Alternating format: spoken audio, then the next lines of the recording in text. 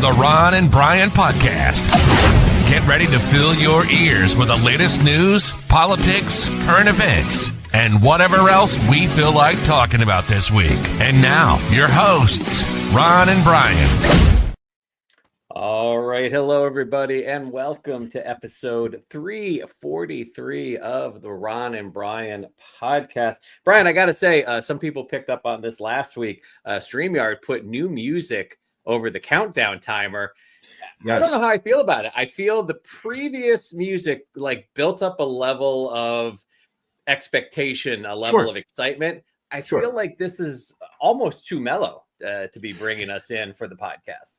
And this is what happens when you don't focus group a concept before rolling it out. You know, StreamYard is well known for strategic decisions. Right. They think through everything before, making any kind of radical change.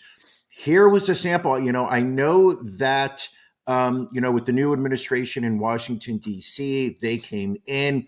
Elon Musk and the Doge walked in and they were like, listen, we see a lot of waste at StreamYard. Right off the bat, we're firing 800 StreamYard employees. And I believe that, dropping the ball on the intro music, I think what you're seeing here is a result of these governmental efficiencies that are being rolled out.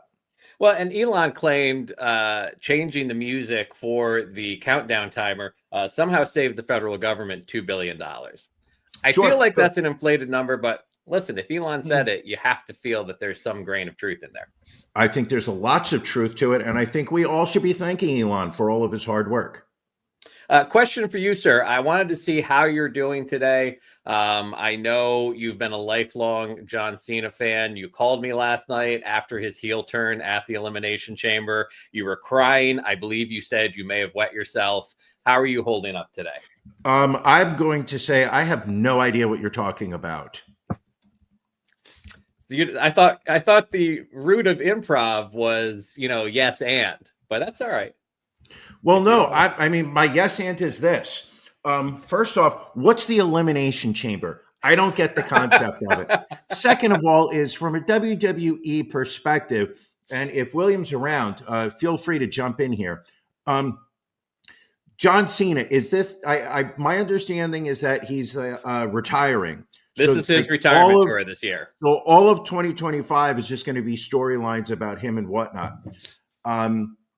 I just don't understand how they're going to, how a guy who has been such a fan favorite for, I would say, multiple generations of fans are supposed to believe he's going to be a bad guy. It just seems stupid to me. Well, we'll have to see how this plays out. You know what is a fan favorite, Brian? Drink of the week. Na zdrowie. Salud. Drink of the week. Tranche. Pause. Drink of the week. Drink of the week. Drink of the week. Brian, of the week. what did you bring to the table for your drink of the week this week? I'm drinking vodka. Straight up vodka. Oh, no, I'm just kidding you. Listen, for those people that are watching live, clearly, it's, they're aware. For people, sometimes we like to peel back the curtain a little bit on the show. We're pre-recording the show. This show, we're doing Sunday morning. So I'm drinking coffee. What we've got here, I've done it before recently. This is a 50-50 mix of French roast and Sumatra coffee. Takes the edge off. Takes the edge off that French roast, which could be a little too bitter, a little too acidic. Sumatra kind of takes off that, that back end bitterness, which is my favorite. I've got one more cup to drink, and I may run over and pour it while you're having your drink. But also, just in case those people who are worried that I'm dehydrating. Oh, no. Also drinking aqua, a little H2O. You got to hydrate. One cup of coffee, one alcoholic beverage, it's all about one glass of water. It's all about balance in life. Ron, what are you drinking? So the same, I mean, it's all about being healthy. It's all about, not consuming alcohol all the time. One of my new favorite non-alcoholic drinks is from the good people at Liquid Death. They've recently rolled out a line of kind of fake sodas, if you will. It's their sparkling waters with soda flavors. This is their Dr. Death flavor. This is to, I guess, kind of replace Dr. Pepper, if you're a Dr. Pepper fan. Only 10 calories, only 2 grams of sugar in here. So it is actually, I'm not a huge sugar substitute fan most of the time, but here it actually, it tastes really like a Dr. Pepper. Hold on. So it tastes like Dr. Pepper? So it is sparkling water. Again, 10 calories. And it tastes like Dr. Pepper. It is, again, you get that sugar substitute aftertaste, which I'm not always a huge fan of, but with the flavoring of the Dr. Pepper, they apparently have a cola flavored one and I think a root beer flavored one. So I might have to try those as well. Well, it sounds very interesting, Ron, because that is a, I thought Liquid Death just did, I thought they just did water. Just plain water. Well, in theory, this is a sparkling water. It is not a soda. Interesting. So they have, but it's the flavor flavored is like a soda-like. soda. Correct. They have branched out into a lot of different types of flavored waters. So Okay. I recommend it. Get it today at your local retailers. In the meantime, let's roll out our beefs of the week. Why is that? Why A little that music like? would help. I clicked the wrong thing. There we go. Ron and Brian's Beef of the Week.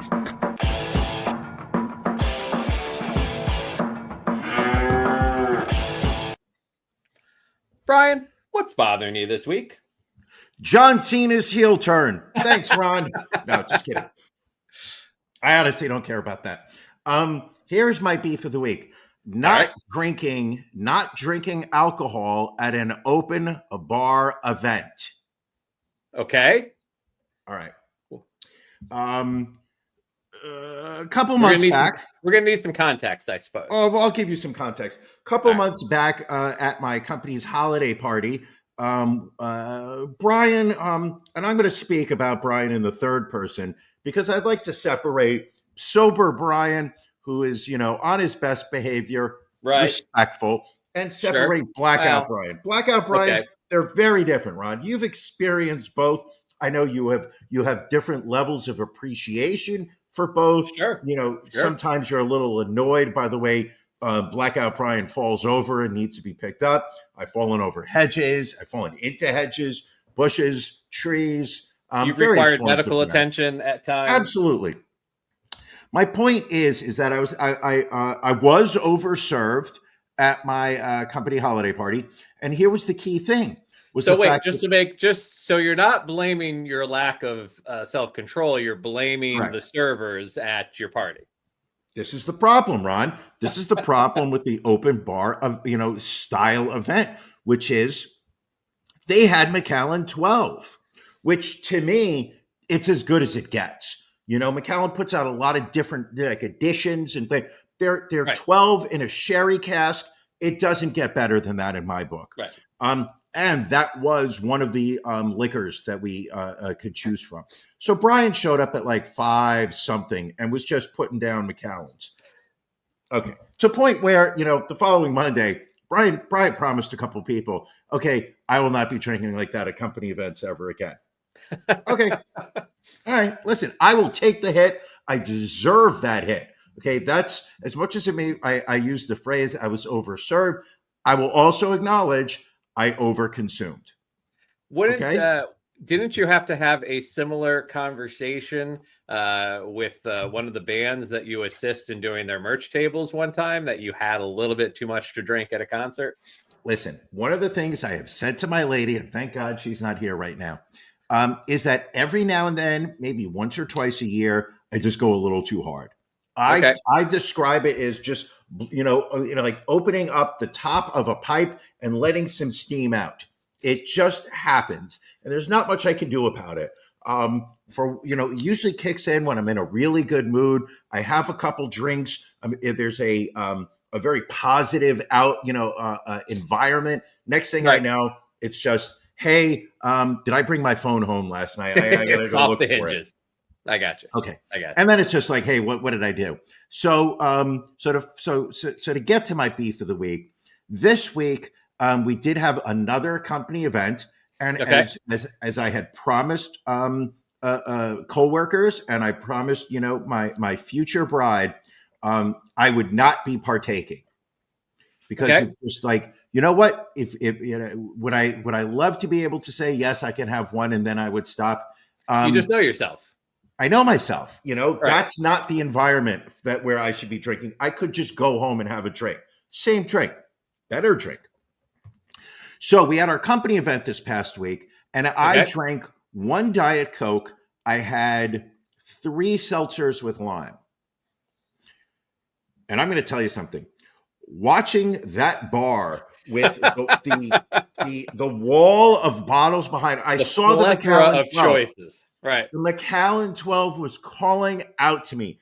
The number of coworkers that were like, "Come on, man, you can have one, right? Just have you can one. have just one. Come on, man. Let's just get a drink." And I was just like, "Nope. I promised people I would behave, and I'm here to behave." And I was there for 2 hours, and I drank nothing but non-alcoholic drinks. You would think that my social anxiety would have kicked in. It did not. I was, that's a plus. I worked the room. I talked to people. It was very fine. But Jesus Christ, it is. I mean, I will have to tip my hat off to the sober people in this world, because I don't know how you go through life without the ability to take the edge off. Because I just feel like that's what that's the whole point of these types of things. Take the edge off. That's what life is.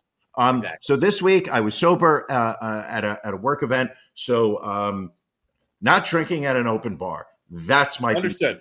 All right, makes sense now. Yeah. What's bothering you? So what's bothering me this week, and again, it's kind of a random, I guess, maybe niche thing, but sure.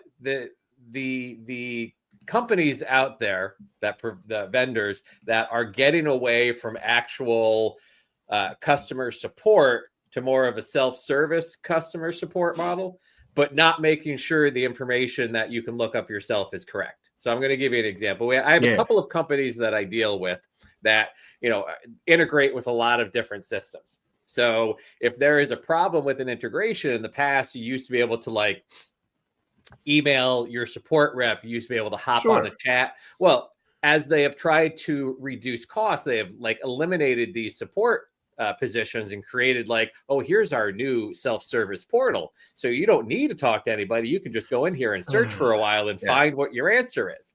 Yeah. And so I had 2 instances this week where we had issues that needed support, went into the self-service portal, found the answer, which I was great with, and then started to follow the steps to have the resolution, only to come find that this step has not been updated in 3 years, and it didn't help at all. So now I wait for an actual person to get. I find one person responded, and they were like, "Oh no, why would you do it that way?" Well, because your website told me to do it that way. Oh, we'll have to work on that. Maybe you should have worked on that prior to taking away the support. So again, it's a first world problem. I get it, but it's just very annoying when companies, decide to move forward. And I'm sure the support people had nothing to say about it. I'm sure it was all, C-suite executives just drawing a line through a budget item and saying, "Oh, we can just take this away. We have the portal." Well, the portal's not right, you sons of bitches. Now, does this have anything to do with StreamYard's intro music changing? It does not, but I feel like we need to reach out to the support there as well. Yes, I would agree with that. All right. Next up, we've got our stories of the week. As everybody knows, we grab a couple of stories to make sure they don't fall through the cracks. Brian, what is your story of the week this week? Okay, listen, everybody this past week has been talking, even the past several weeks, you've been talking about what's going on up in the air. Cloud seeding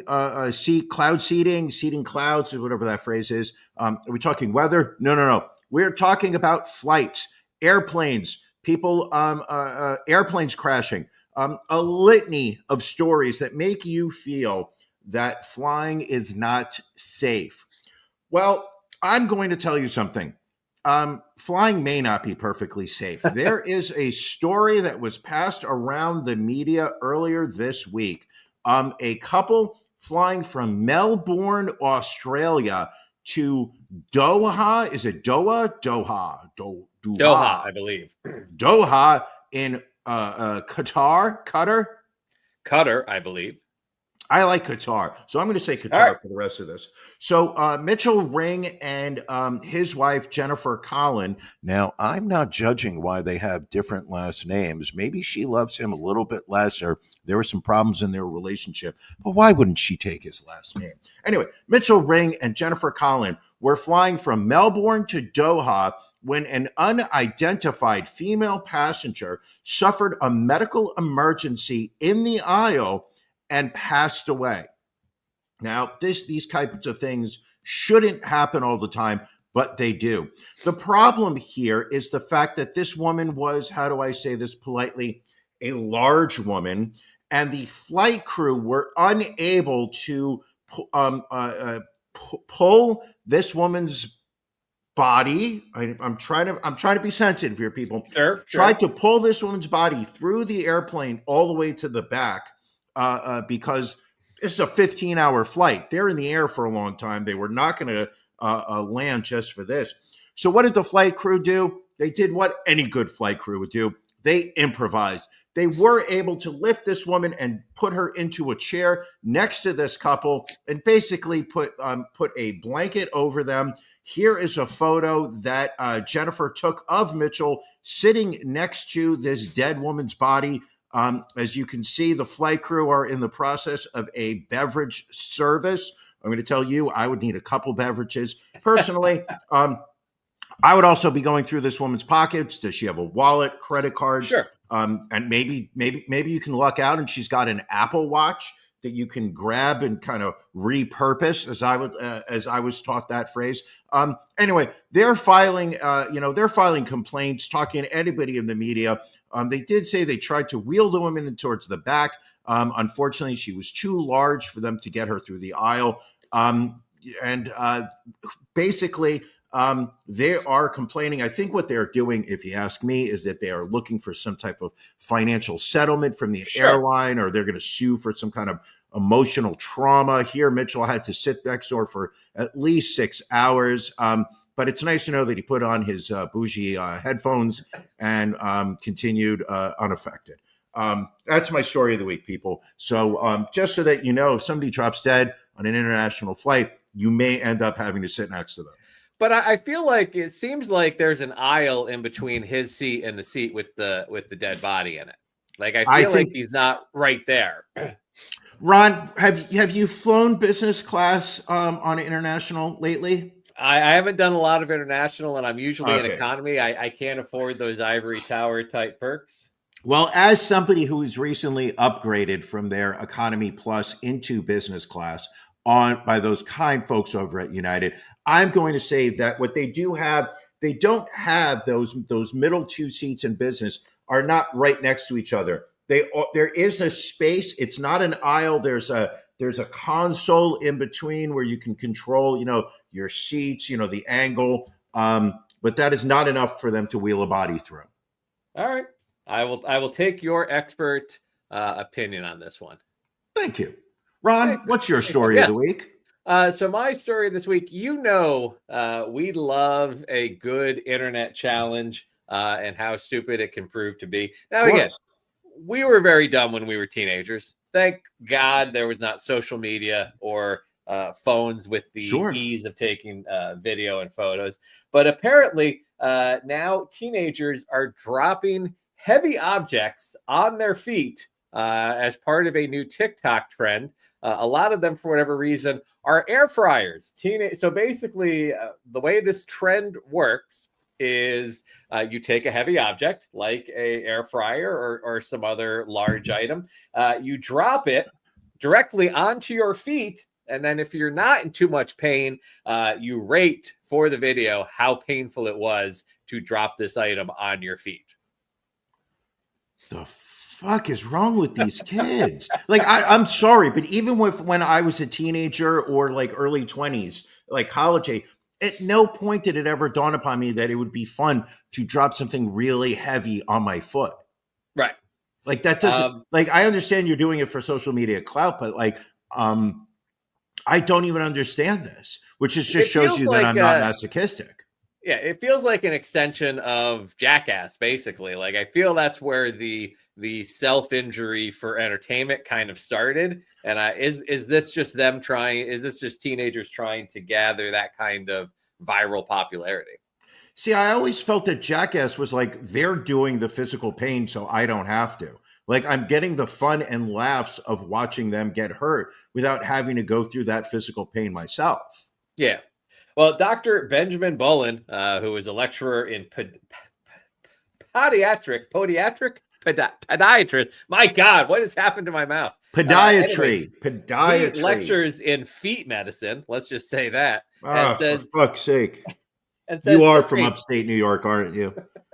He says it's a bad idea to drop heavy things on your feet because you could potentially damage the nerves, bones, and or joints of your feet. And that could be a lifetime of pain and disability. Yeah, I don't think out of all the things on your body, like your feet, if you fuck those up, it's very difficult to live life after that. Like, I don't think these kids necessarily keep that in mind, but we'll keep tracking these challenges and we'll keep throwing them out there from time to time. Yeah, I think, listen, I think we need to just pray for the children. You've often said you feel the children are the future. Teach them well and let them lead the way. Show them all the beauty they possess inside. Let them lead. I don't know that song. I'm sorry. That's pretty much as close as you're going to get from me to liking pop music. So there was would you say a plethora of celebrities passing away this past week? So much so, we normally cover this later in the show. We're going to start off. Or forget. Sometimes we just forget to do it. Sometimes we just, we're like, was that person really that popular? And we just kind of forget. But the first one up, we have Secret Service agent Clint Hill. He is known for leaping onto JFK's car after the president was shot. He has passed away at the age of 93. It's a famous photo. I'm sure you have it lined up already. Of basically Jackie jumping onto the back hood of the car, trying to scoop up JFK's brain. Clint Hill is the Secret Service agent who is jumping up out of his seat to hold on to her to pull her back. Listen, this was over 60 years ago. Yes. And I cannot, and as a Secret Service agent, your one order is to protect the president's life. And they were the only, they're the only Secret Service crew that have lost their president. The previous presidents that were executed, I can think of Lincoln and Aaron Burr. They didn't have Secret Service back then. Secret Service started after Lincoln in terms of we need to provide better protection for the president. So I can only imagine the level of guilt and shame that those Secret Service agents had to carry with them for the balance of their life. Well, how would they have actually protected the president from a shot from the book depository if you believe that that's what actually happened that day? Okay, well, first off, you sit there and understand that your order is to protect the president. You don't have him driving in an open-top convertible. You do not have him making weird turns that cause the motorcade to slow down to something somewhere between, I believe it was 10 to 15 miles an hour. You don't see any presidents now, and obviously you can say, teachable moment, but when your job is to protect the president, you make those decisions based on what's the priority, and you do not take chances. Besides, Dallas was a very hostile city for a northern president at the time. Didn't you see JFK? Damn it, I did. Great movie. I used to goon to that movie. God damn it, up next, Michelle Trachtenberg. She was the former child star, known for a variety of roles such as Buffy the Vampire Slayer and Gossip Girl, has died at the age of 39. She was found by her mother around 8 a.m. Wednesday at 1 Columbus Place in Manhattan's Central Park South neighborhood. She apparently, I was not aware of this, she had undergone a liver transplant within the past year. And apparently her body may have rejected the organ. Right now, people are saying that she passed by natural causes. Ron, I met her once. Seems suspicious. You did. I met her once, and I tried to don't give her an organ, and she also rejected that organ too. I hear many have. Honestly, I'm going to say this to her. I don't know who. I know her name.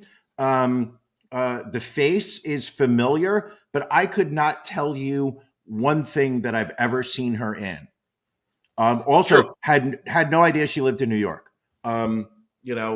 Which you would imagine I would have that would have carried some weight. But Michelle Trachtenberg, I think I saw her in Maxim magazine back in the day. I believe that's where I know her from as well. I never was a Buffy fan. I never was a Gossip Girl fan. No. Next up, passing away just yesterday, early morning, Grammy-nominated R&B singer Angie Stone, member of the all-female hip-hop trio The Sequence, and known for the hit song "Wish I Didn't Miss You," died in a car crash about 4 a.m. on Saturday morning at the age of 63. A vehicle she was riding back to Atlanta in from Alabama flipped over and was subsequently hit by a tractor trailer. Jeez, that is.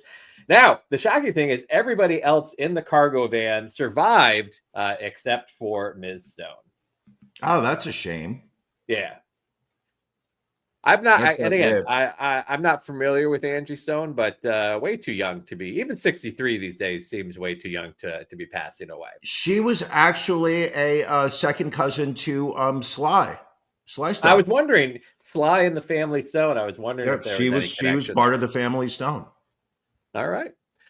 Next up, passing away this week at the age of 88, Roberta Flack. I mean, one of the all-time legends. Killing Me Softly, The First Time Ever I Saw Your Face. A former school teacher, became one of the most widely listened to artists of the 1970s. Apparently, she had been diagnosed with ALS back in 2022, or Lou Gehrig's disease, which left her unable to perform. She passed away en route to a hospital the other day, the cause being cardiac arrest. Really, I didn't realize she shot to stardom when Clint Eastwood used her version of The First Time Ever I Saw Your Face in his movie Play Misty for Me. And then have you ever seen that movie? I have not. Have you? Oh, incredible movie! When we were up in Albany doing college radio, I had a family friend sit there and say, "You got to watch Play Misty for Me," and I was like, "I don't understand the reference or whatnot." It is about a radio DJ who has a obsessive fan who is in love with him and then eventually tries to kill him. All right. Well, thank you for disrupting this honoring of a Black woman to talk about the creation of a white man. But Miss Flack, Miss Flack also had a resurgence in the 90s when the Fugees did a remake of Killing Me Softly. Brian, any other commentary on Roberta Flack, or do you want me to just move on? She had a voice like melted butter. Like it was just so smooth. Like a big stick of butter. Like soft butter. As much as I will say that she will be missed, I am grateful that she leaves behind a catalog of her work that we can still enjoy. I mean, her music will be part of the lexicon of American entertainment that will long outlast her. And then this was, I don't know if you can refer to the death of a 94-year-old man as shocking, but this story is becoming very interesting. Legendary Hollywood actor Gene Hackman found dead in his Santa Fe, New Mexico home, along with his wife, classical pianist Betsy Arakawa, and one of their 3 dogs. They were found Wednesday afternoon.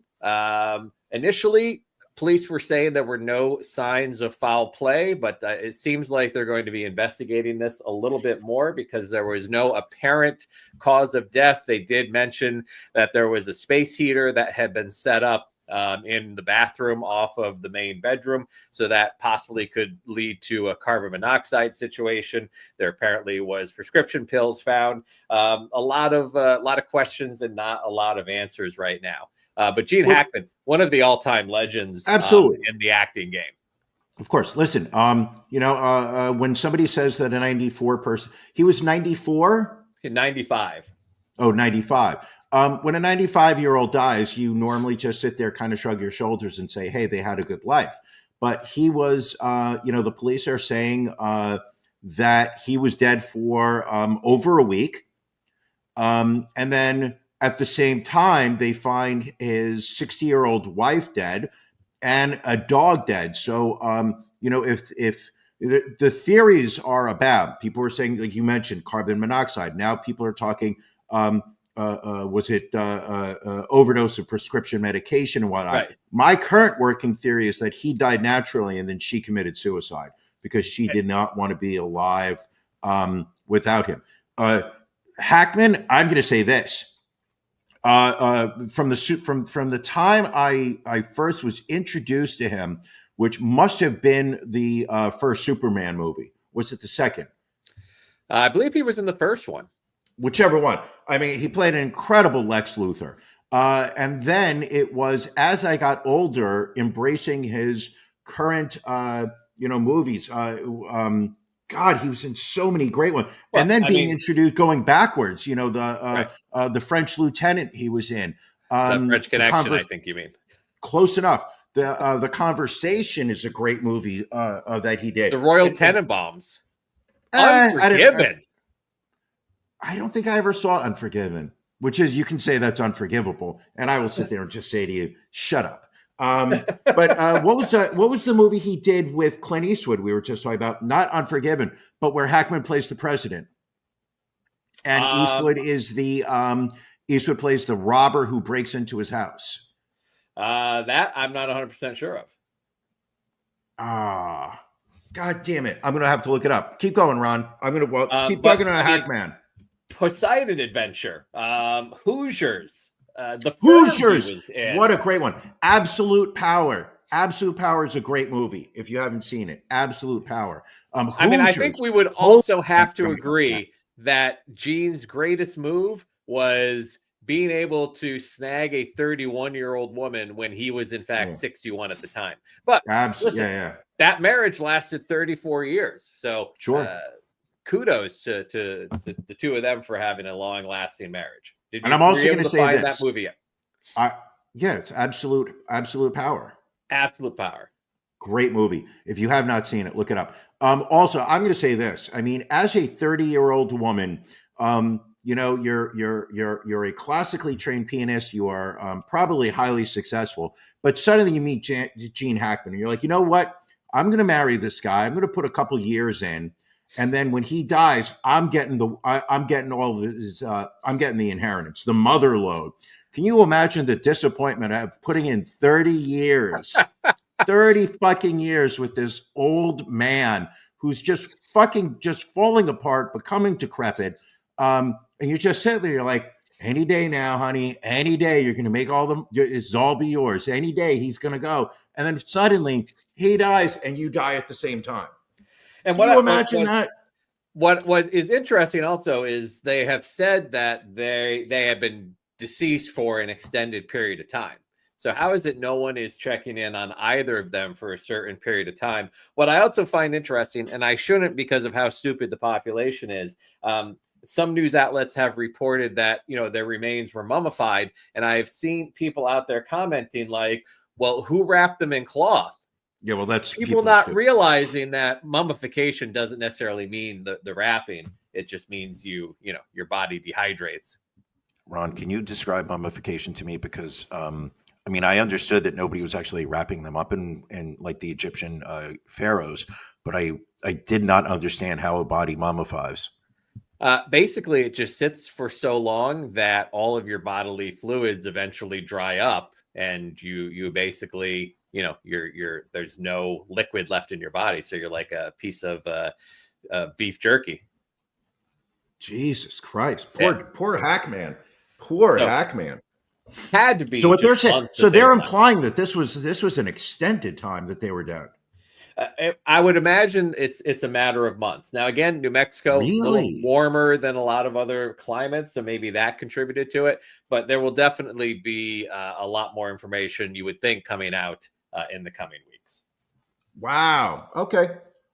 Now, Brian, speaking of news, you apparently wanted to give me a news quiz this week to see if I'm staying on top of current events. Every week we sit here and we talk about news, and it's not necessarily the type of news events that shake the world. But I also know that you like to see yourself as, really in tune with current events, what's going on in the world. The New York Times does a weekly news quiz, and I want to see how well you follow what's going on in the world. I will do my best, my friend. Ladies and gentlemen, you can play along at home. Ooh. Hey. Ron, question number one. Yeah. After an intense pressure campaign by President Trump, Ukraine agreed to give the United States revenue from what? The Ukraine Stock Exchange, Ukraine's mineral resources, the Russian central bank's frozen assets, the opioid drug trade, or ransomware attacks? That's actually kind of an easy one. It's the mineral reserves in the Ukraine that we'll be making money off of. You are correct, Ron. Ukraine agreed to turn over revenue from some of its mineral resources. The agreement, a draft of which the New York Times reviewed, vaguely references security guarantees, but did not signal any specific U.S. commitment to safeguarding Ukraine's security. You are 1-0, Ron. Let's keep going. All right. Let's keep going. Trump put a show of friendship in a White House meeting with which European leader who said flatly about the war in Ukraine, the aggressor is Russia? Was it Emmanuel Macron of France? Was it Giorgia Meloni of Italy? Was it Viktor Orban of Hungary? Was it Dick Schoof of the Netherlands? Or was it Olaf Scholz of Germany? I believe it was Macron from France that said that. You are 2-0. That is absolutely correct. Meeting on the third anniversary of Russia's full-scale invasion of Ukraine, the two leaders seemed intent on avoiding any open rupture as they traded compliments, but they diverged significantly over the causes of the war, each side's role in the conflict, and a possible resolution. You are 2-0, Ron. Let's keep going. All right, let's go. Alternative for Germany, a far-right party, won second place in Germany's national elections. Which party got the most votes? Was it the Christian Democrats, who are center-right? Was it the Social Democrats, who are center-left? Was it the Greens, also center-left? Was it the Free Democratic Party, liberal? Or was it Die Linke, far-left? Whew, that is a tough one. Can you read those real quickly again for me? Christian Democrats, center-right. Social Democrats, center-left. The Greens, center-left. Free Democratic Party, liberal. Or Die Linke, far-left. I'm going Social Democrats. Social Democrats, center-left. No, you're incorrect, Ron. Everybody is swinging to the right. The correct answer was the Christian Democrats, who are center-right. All right. The results seemed clear enough that they would be able to lead Germany with only one coalition partner, returning the country to a more durable two-party form of government. Question number 4. You are now 2-1. All right. The Trump administration appointed which podcaster to be deputy director of the FBI? Was it Andrew Tate? Was it Dan Bongino, Joe Rogan, Lex Fridman, or Michael Hobbs? That was Dan Bongino, unfortunately. You are correct. Dan Bongino, who's a former New York City police officer and Secret Service agent turned right-wing pundit. He will effectively serve as the COO of the U.S. Law Enforcement Agency. You are now 3-1. You're doing pretty well, Ron. How are you feeling? All right. I'm feeling good so far. I feel proud of my ability to keep on top of things. But let's keep rolling. Excellent. What did a major new survey from the Pew Research Center find about the Christian population in the U.S. over the past few years? Here are your options. It grew substantially, it shrank substantially, it stayed steady, it became more Catholic, or it became more Mormon. It became more Catholic? It became more Catholic.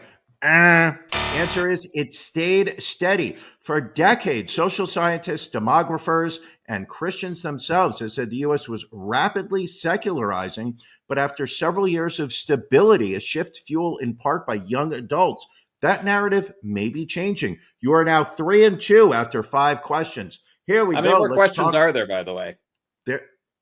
I'm not even answering. We'll just do this faster. Measles outbreaks have sickened over 100 people in the U.S. Most of the cases are in which state?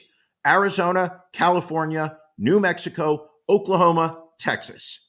I'm going Texas. Correct. There are at least 125 cases of measles in Texas since January. Donald Trump, in his first cabinet meeting, announced that his administration planned to cut 65% of the staff of which agency? Is it the U.S. Digital Service, the Consumer Financial Protection Bureau, the EPA, the Immigration and Customs Service, or Secret Service? I'm going EPA. You are correct, the EPA. After 7 questions, you are, I believe, 4 correct, 3 wrong. All right. Question number 8. What longtime late-night TV personality is hosting the Oscars tonight? Is it David Letterman, Trevor Noah, Conan O'Brien, Jimmy Kimmel, Jimmy Fallon? That's Conan O'Brien. You are 5-3. Gene Hackman died this week at 95. He would, see, this is where you would think I would have looked ahead and realized that there was no point of asking this fucking question. Okay, Ron, the basketball star Diana Taurasi announced her retirement on Tuesday. She spent over 25 years in her WNBA with which team? Is it the Chicago Sky? Is it the Minnesota Lynx, Phoenix Mercury, Sacramento Monarchs, or the Utah Stars? I believe Phoenix Mercury. You are correct, Ron. Excellent, excellent. She played her entire career with the Phoenix Mercury. Here, I'm going to call this a softball question. This summer, Wu-Tang Clan is setting off on a tour that the rap group says will be its last. From which New York City borough did the group form? Is it Manhattan? Is it Brooklyn? Is it Queens, the Bronx, or Staten Island? I mean, nothing good comes out of Staten Island, so I'm going to throw that out right away. I'm going the Bronx.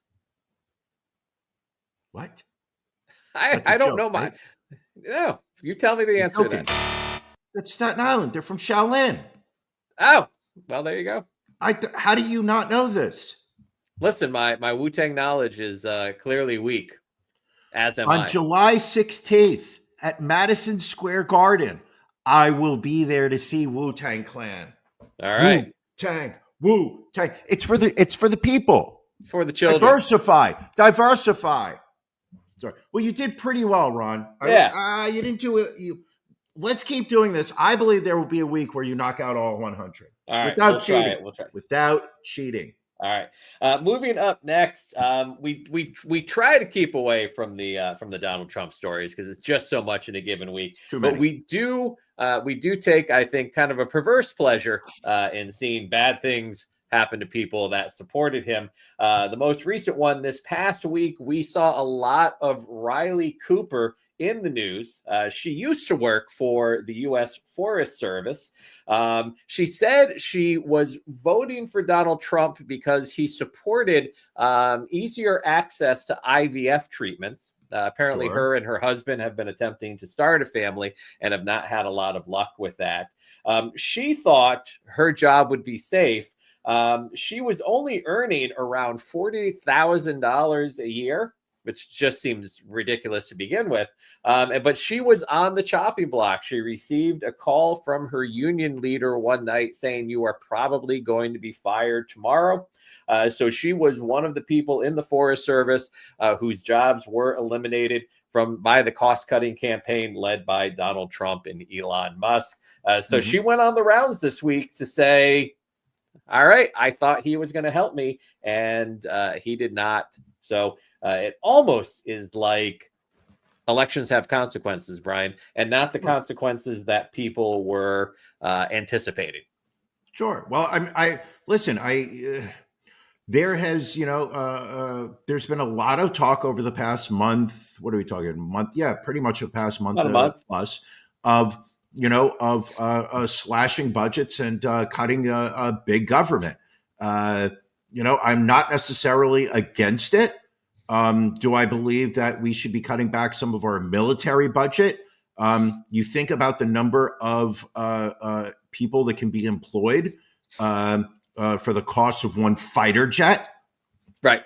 Would I rather that we slash the budgets that way and keep people employed? I feel like they're just slashing personnel, and afterwards they're going to realize, oh yeah, we made some mistakes. There's already stories in the news about people who work for the FAA that got fired and are now being asked to return because they're being understaffed. They were understaffed to begin with. So you kind of get a sense that this is not being really rolled out methodically. It's not being rolled out after decisions are accurately being made.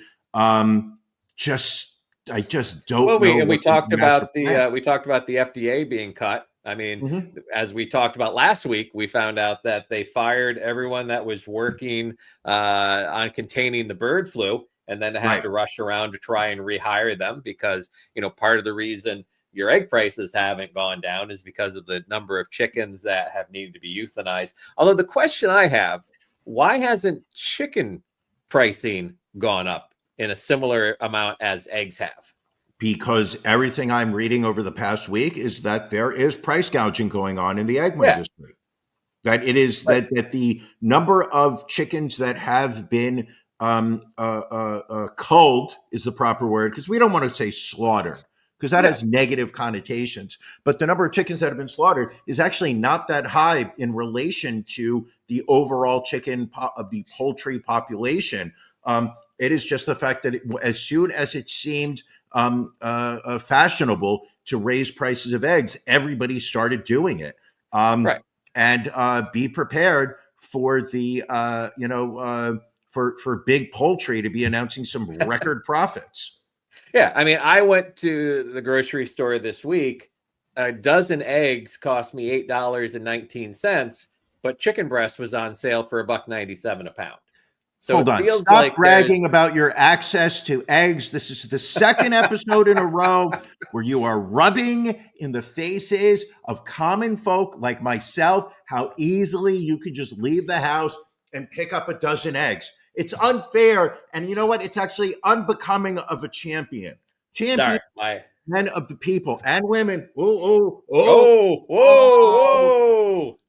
Sorry. So we talked in the news quiz about the measles, which was previously under control. And now we talked about how Texas has 125 cases. Now we have the first record of an unvaccinated child dying of measles in Texas. Again, elections have consequences. Disinformation has consequences. You feel bad for the kid. Nope. But it just feels like, because kids can't make these kind of decisions on their own. It has to be a parent making decisions about whether you're getting vaccinated at a young age.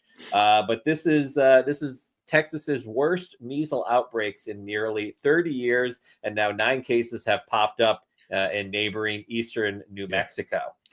The part that is just so utterly frustrating as somebody who does embrace science is that you're seeing the recurrence of diseases that were wiped out because of the mass vaccinations. Did the actual measles bacteria go anywhere? No, they've always been around, but we were vaccinated against it, so it caused no harm. It was of no danger to us. Now, because you've got this this just well-funded, misinformation train running around about vaccinations, you've got now people who are who have no immunity to it and are going to start falling for it. And like you said, it's, this kid's not sitting there reading a couple pamphlets. Ooh, Billy's got a good one. Measles are known as patriot pimples. Ooh, especially after you die, and then you obviously you mummify. Right? But across the country, California having its first case. Apparently, an Orange County infant was confirmed to have measles after arriving at LAX after an international trip. So all of the people on that flight have had to be notified, and they have to notify everyone that they have been in contact with. And right here in Montgomery County, Pennsylvania, we have our first confirmed measles case. A child was brought into to CHOP in King of Prussia with the disease.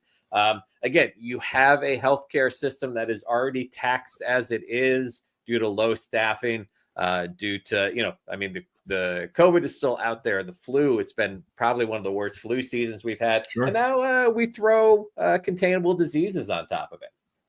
Listen, as much as it upsets me and makes me angry and mad, I also feel like this is exactly what we deserve. Right. We deserve this shit.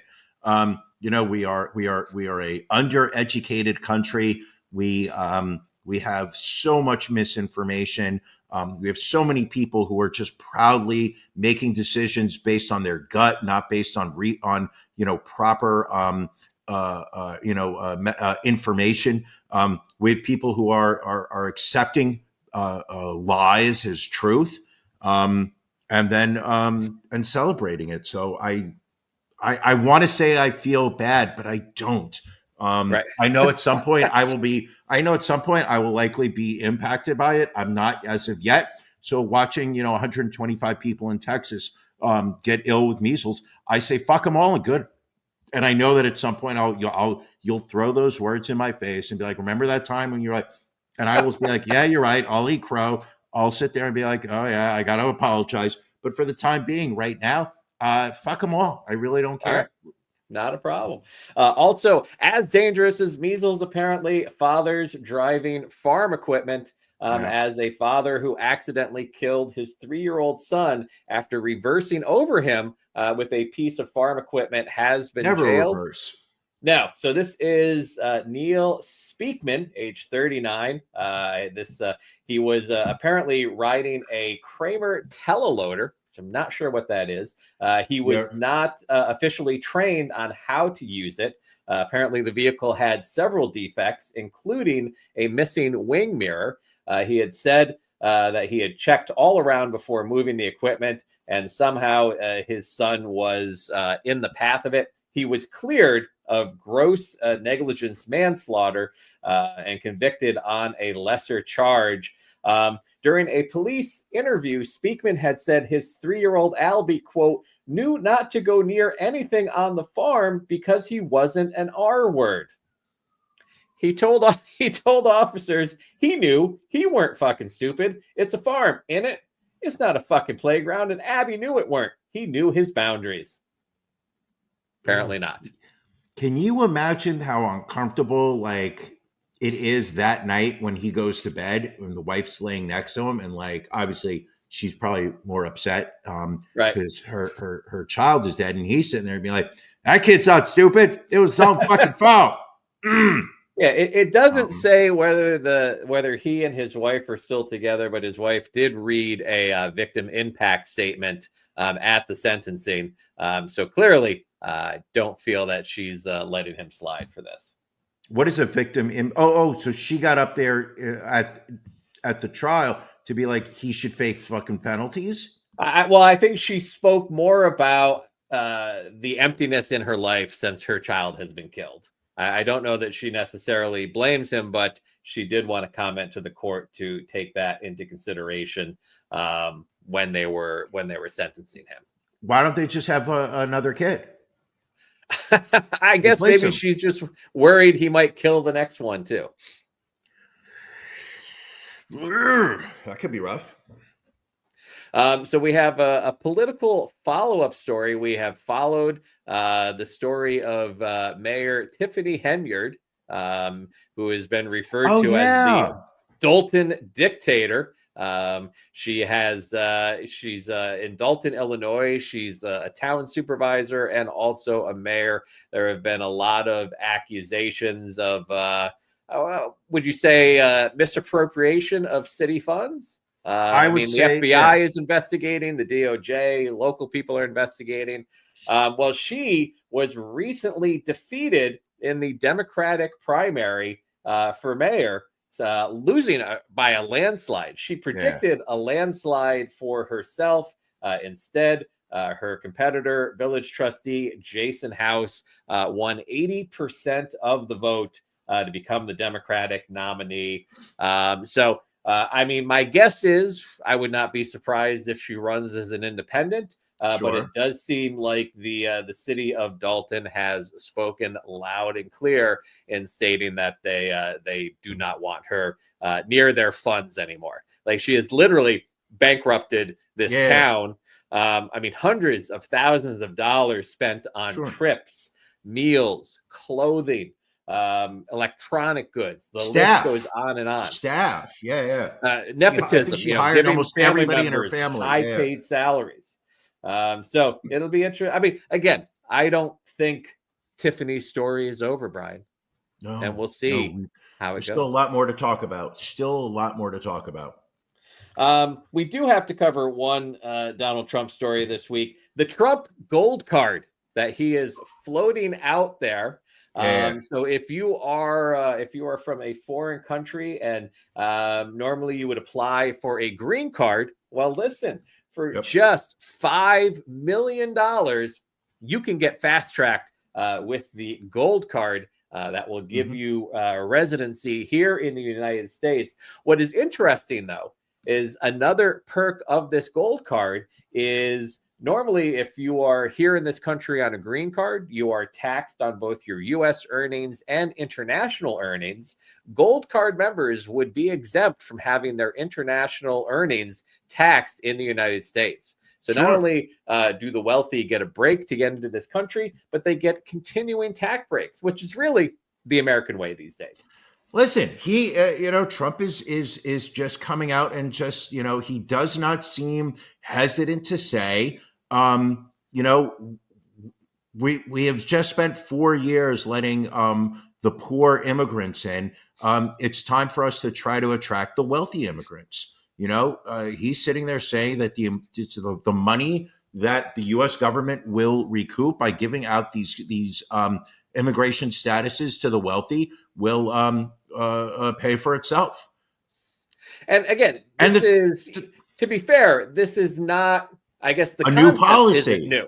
I mean, we had, the U.S. had a policy in place where all you needed to do was to make a $500,000 investment in the United States, whether it be in real estate or whatever, and you would get a green card that you could give to yourself, to a family member. So, we have seen that in the past where I think we took a lot of money from individuals in like China, for example. They were funneling, $5 million into a real estate project. Well, there you go. Here's 10 green cards for your family and friends. So the cost of citizenship has always been available to those with the money to do so. Correct. I think this is just the most blatant cash grab, and the tax break, I think, is also, it's interesting because the Democrats are always saying that they are the party of fiscal responsibility, but they are basically digging this country into a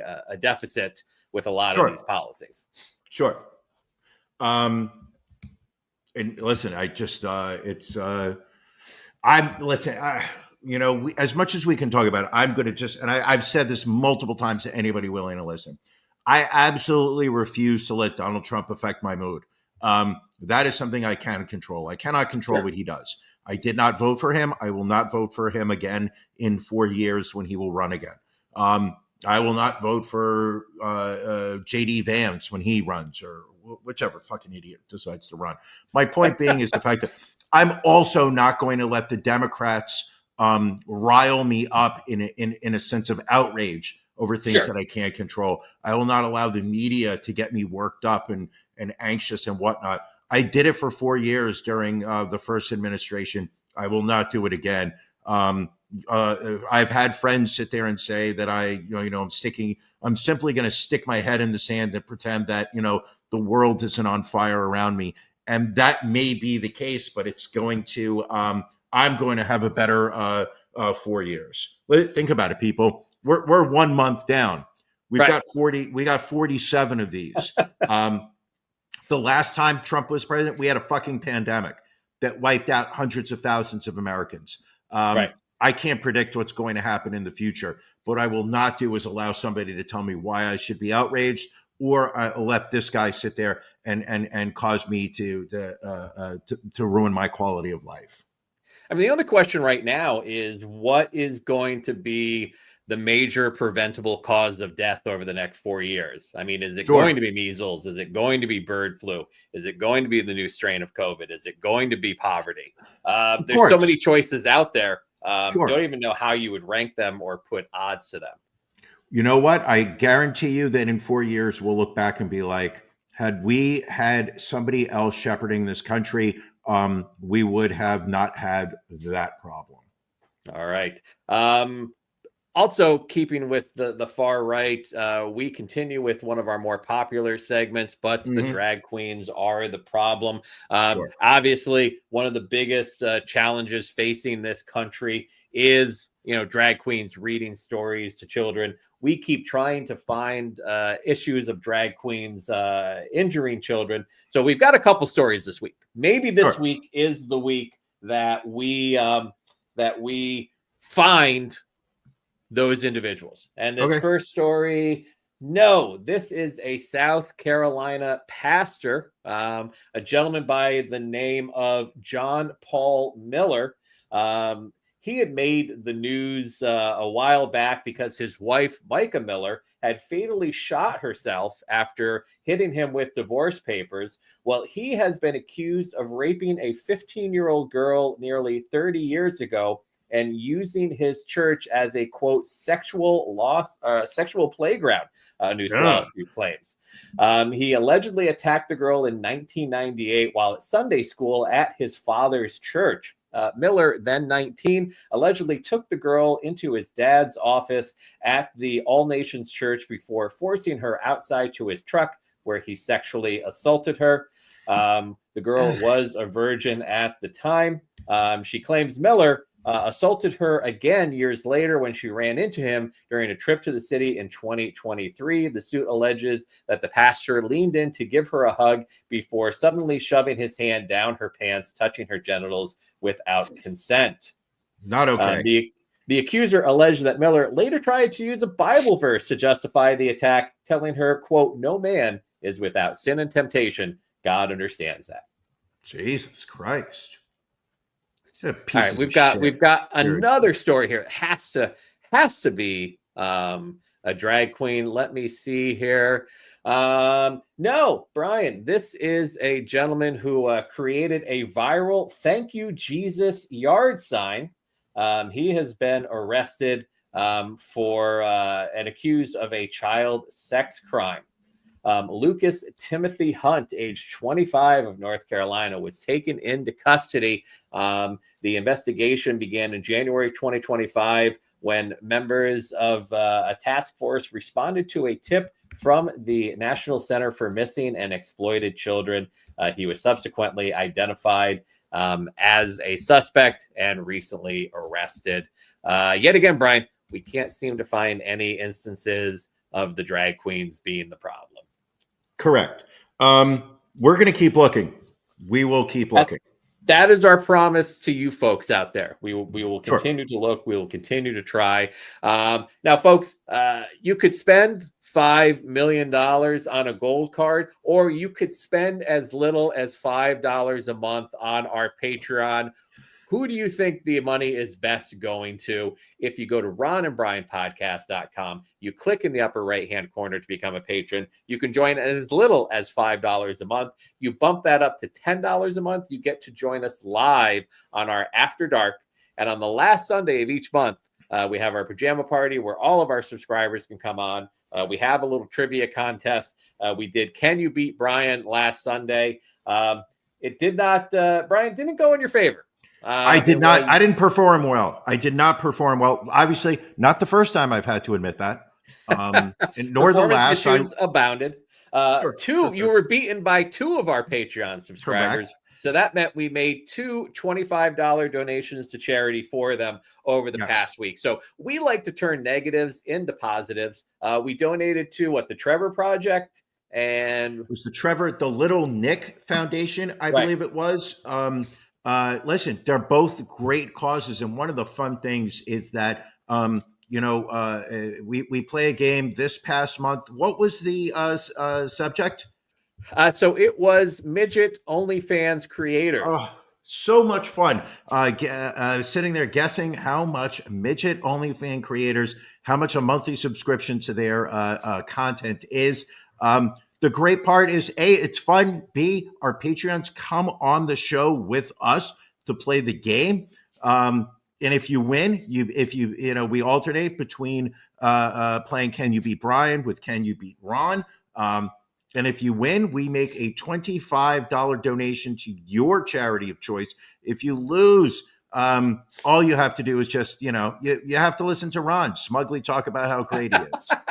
And, I don't want to play this card, but my birthday is coming up this Friday. And what better birthday present can you folks give to me than to subscribe to the Patreon? We really want to grow those numbers because we just put the money back into the show. We talk about this a lot, but the money goes back into the show. Again, we took $50 this past week and donated it to charity. We are dedicated to making America great again.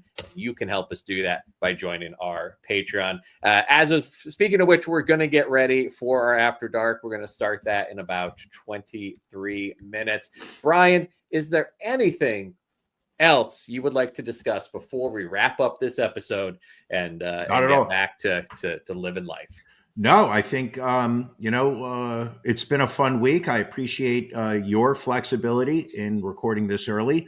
That's the other thing with our Patreon is that if you join our Patreon, we will send out a link when we pre-record shows so you can watch it live. People now are wondering, hey, if you're pre-recording this, how is William Esquire watching, being able to comment? Because he's a Patreon, he gets that link in real time. He can watch this.